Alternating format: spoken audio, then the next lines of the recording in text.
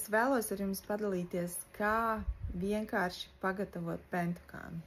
Pentukāns, tas mums ir kalija ribozes tāds uzturbagātinātājs. Tas jums ir detoks komplektā iekļauts, viņš ir iekļauts arī hidramaks komplektā. Viņu var iegādāties arī atsevišķi, un to īstenībā iesaka tā kā ikdienas lietošanai, jo tas ir tāds kā elektrolītu dzēriens, kas dod mums enerģiju.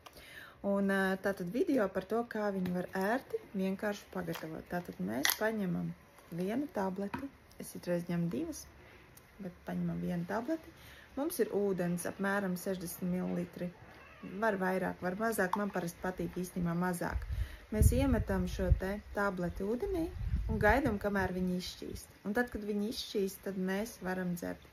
Ko es neiesaku? Es neiesaku pentukānu lietot pēc 3 dienā, jo tie, kas ir tādi jūtīgāki cilvēki, viņiem šis dos enerģiju un iespējams būs traucēts miedziņš vai nevarēs aizmigt. Es varu izdzert vakarā un iet gulēt, bet tas kā kuram ļoti atšķirīgi. Lūk, un tad, kad dzēriens ir gatavs, mēs to izdzeram un turpinam savu dienu.